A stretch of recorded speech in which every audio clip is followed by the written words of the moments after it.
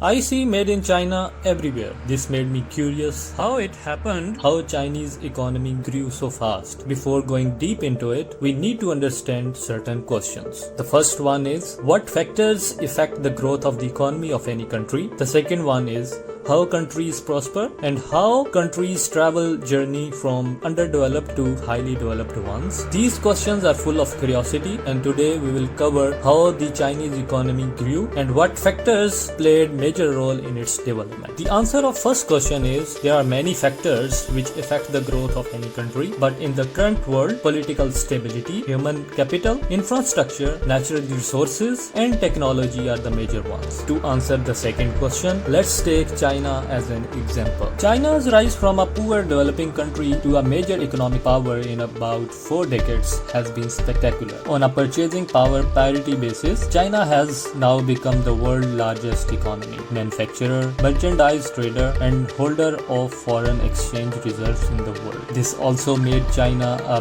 major commercial partner of the US and the largest US merchandise trading partner, biggest source of import and third largest US export market. According to World Bank, China has experienced the largest sustained expansion by the major economy in history and has lifted more than 800 million people out of poverty. Chinese economic strategy also involved global economic policies and projects, especially infrastructure development. China's famous Belt and Road Initiative represents a grand strategy to finance infrastructure throughout Asia, Europe, Africa and beyond. If successful, China's economic initiative could significantly expand export and investment markets for China and increase its soft power globally. After the founding of People's Republic of China, the country pursued a planned economy and implemented policies that are aimed at industrialization and collectivization under the paramount leadership of Mao Zedong. These policies resulted in rapid industrialization, but due to centrally controlled output targets, 3/4 of the industrial production was produced by state-owned enterprises. However, these policies led to economic stagnation, globally isolation, and low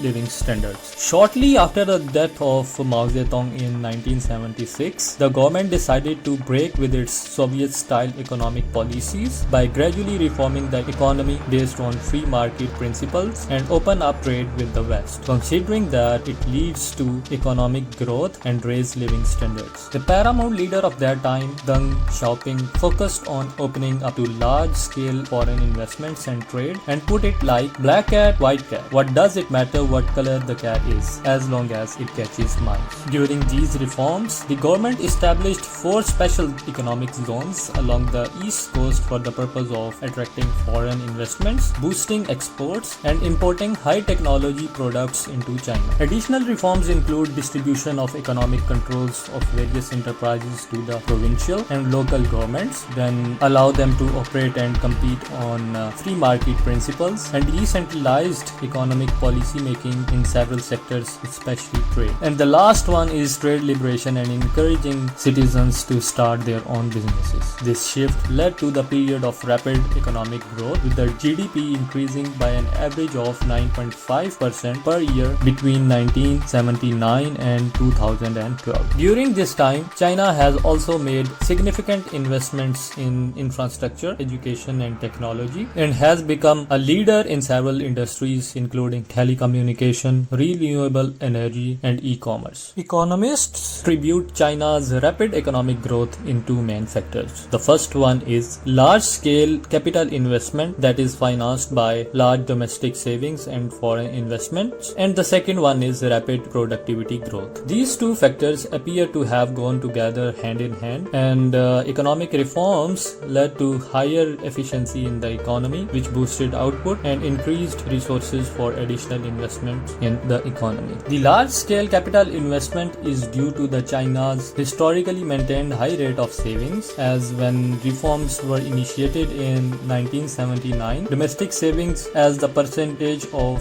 GDP stood at 32%. These savings were mostly from the state-owned enterprises, which were used for domestic investments. ठीक Economic reforms lead to high amount of household savings and corporate savings, which was the main factor helped in taking out approximately 800 million people out of poverty. Increase of productivity in agriculture, trade and services sector is another factor helped in rapid productivity growth. Let's talk about the economic size of China in comparison with US. The actual size of Chinese economy has been a subject of extensive debate among economists. Measured in US dollars using nominal exchange rates, China's GDP in 2018 was $13.4 trillion, which was 65.3% of the size of the US economy. This data is according to the estimates made by International Monetary Fund (IMF). China's 2018 per capita GDP in nominal US dollars was $9,608, which was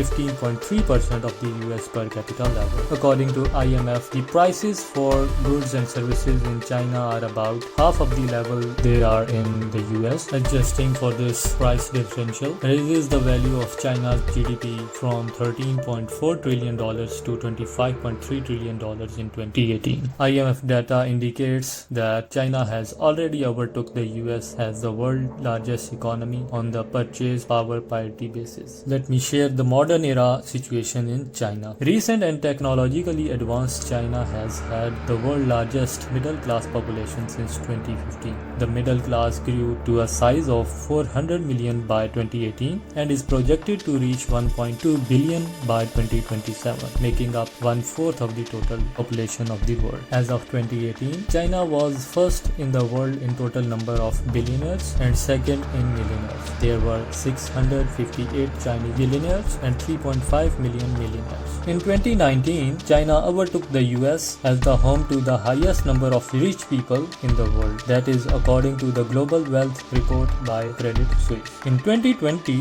China has the world's highest number of billionaires, which is more than the US and India combined. As of March 2021, the number of billionaires in China reached 1,058 with the combined wealth of $4.5 trillion.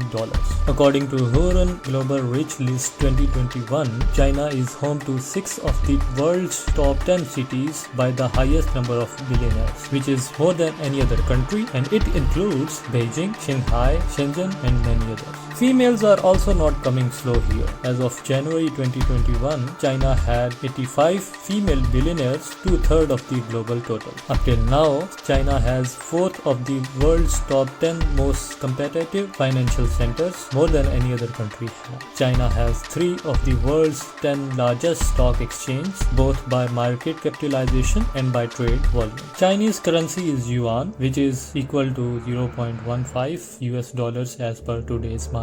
It is also called as RMB and the full form is renminbi. In terms of agriculture, China is the world's largest producer and consumer of agriculture products, and some 300 million Chinese farm workers are in the industry, mostly laboring on pieces of land about the size of US farms.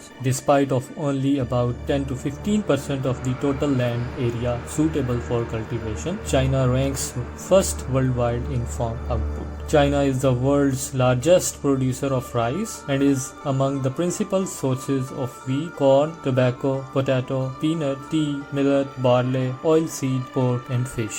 Chinese real estate industry is about 20% of the economy. Similarly, the energy sector is also growing at a fast pace. Despite of all, many economists warn that China's economic growth would slow down if the US and China continue to impose punitive economic measures against each other.